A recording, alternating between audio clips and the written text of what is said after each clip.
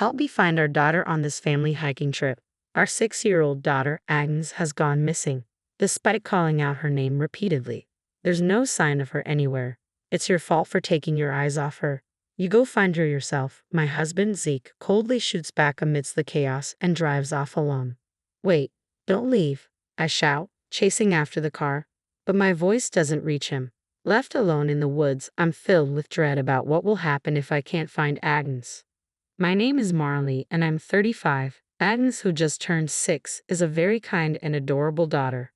Zeke, who usually dislikes family outings, had suddenly suggested going hiking the day before. Zeke, the same age as me, is domineering and doesn't listen to others, a trait that's always bothered me. I wasn't thrilled about the hike since my asthma had been acting up for the last 3 days. Clean air will cure your annoying asthma, Zeke decided without hearing our opinions. When did he start speaking to me so harshly? He was a kind person when we first got married. Is this how a couple end up after 8 years of marriage? On the day of the hike, we drove for about 2 hours to get to the mountain.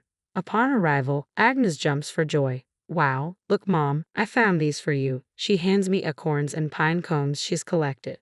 See, told you it would be good. Let's enjoy nature to the fullest. Yes, I'm glad Agnes is enjoying it.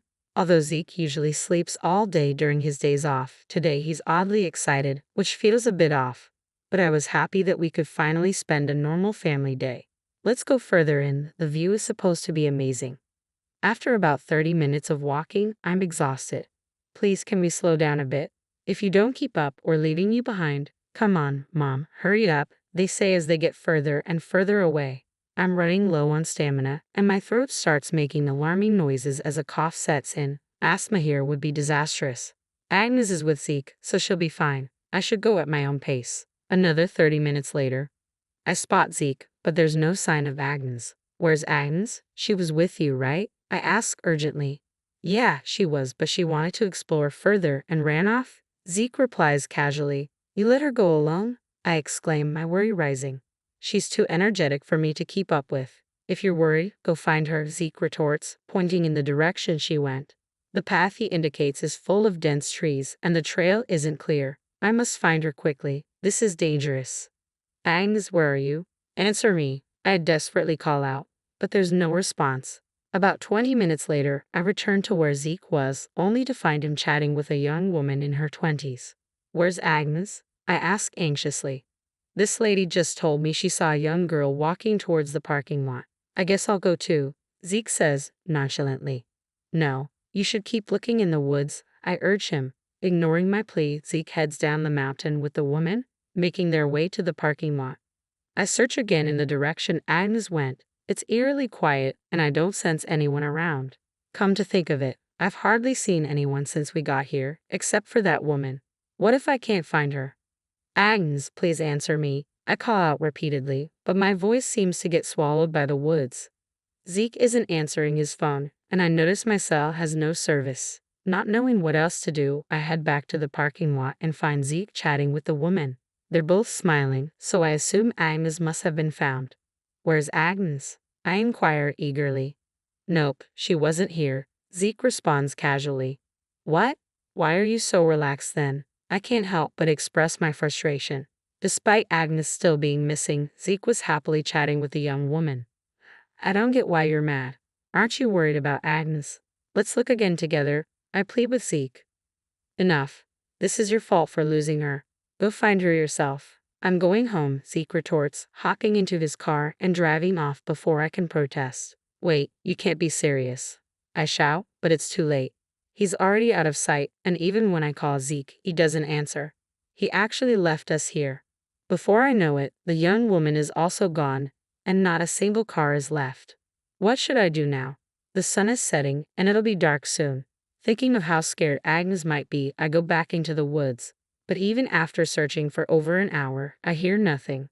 The wheezing coming from the back of my throat is also getting stronger. I'm finding it hard to breathe. It's pointless looking alone.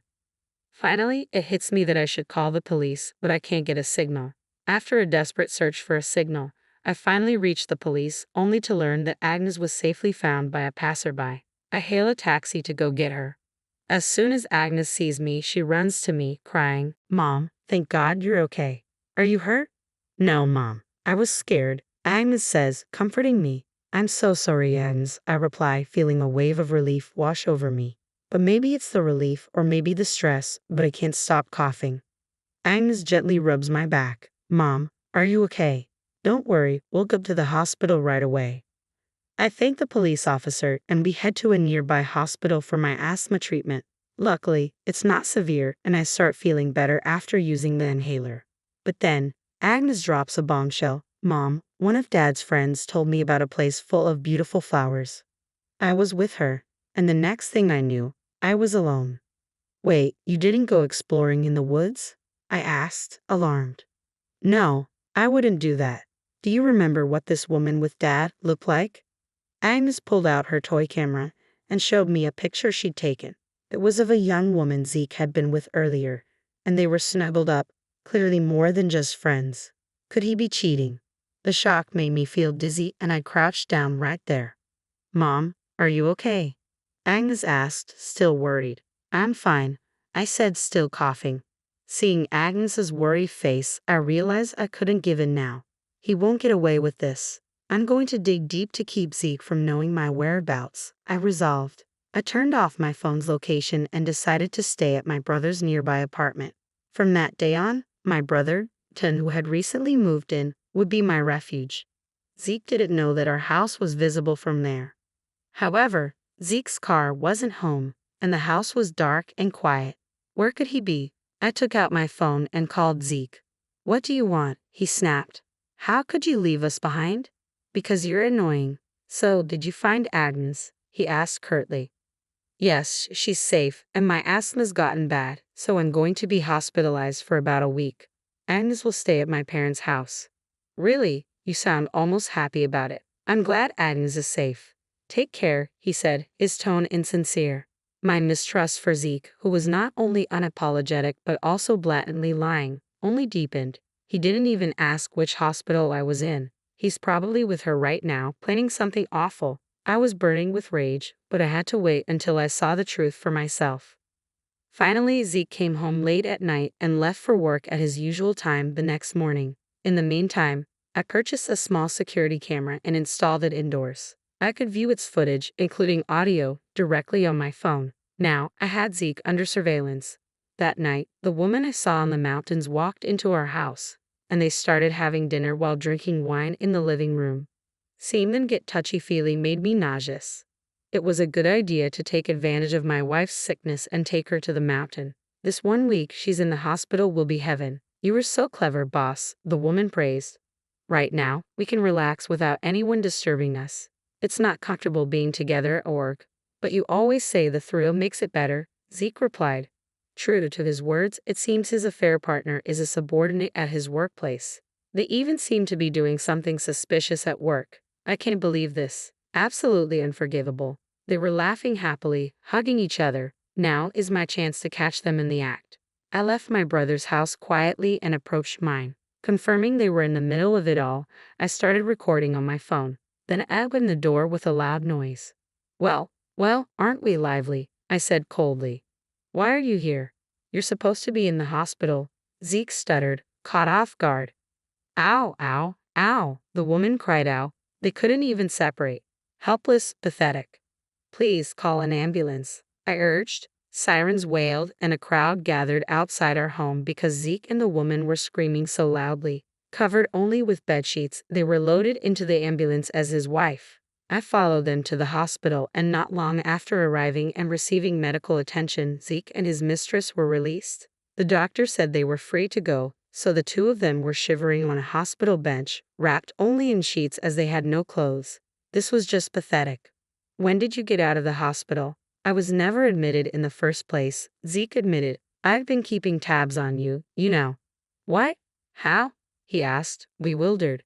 From my brother's new apartment. It has a clear view of our house, I explained, feeling a mix of exhaustion and frustration. I sighed and handed them hospital pajamas I borrowed from the nurse's station. I couldn't bear to watch their disgrace any longer. They hurriedly put on the pajamas.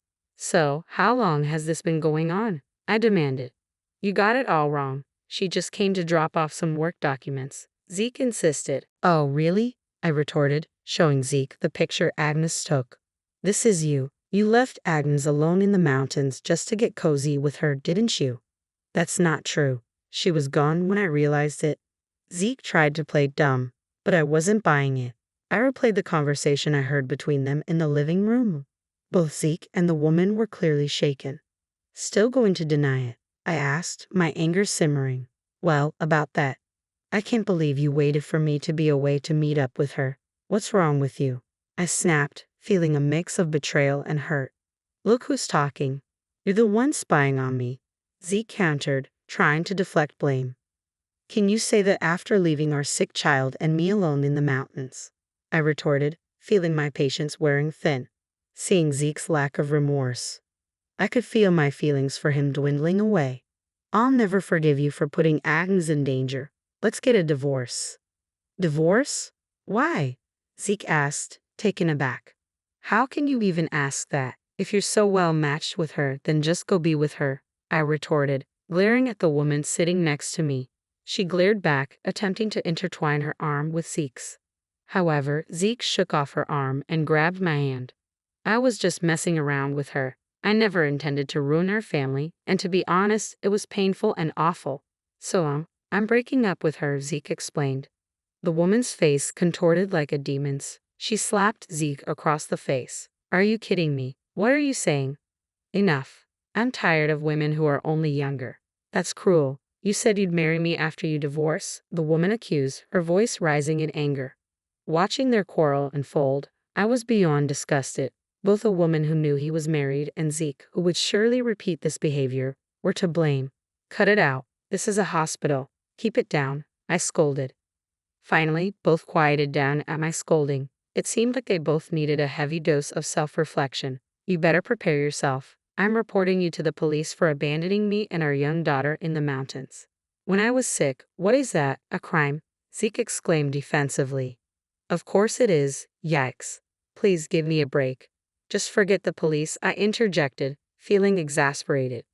Both suddenly backtracked, looking up at me apologetically. Although they were saying sorry, their hearts weren't in it. I bet that's not all I want. The house sold for the division of property and $30,000 for infidelity compensation. Don't forget the child support for Agnes, I demanded.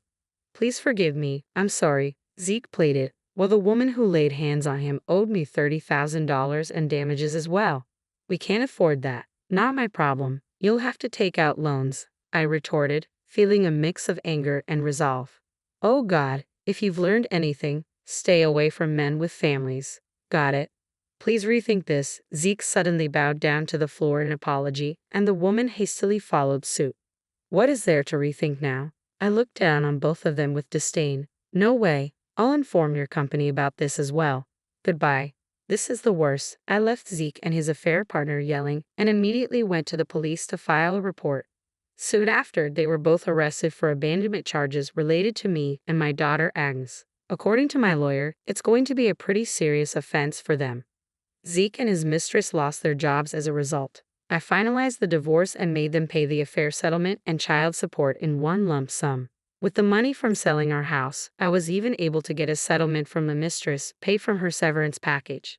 As I was considering moving out of the apartment, Tan, who had been so helpful, said, I worry about you and Agnes living on your own.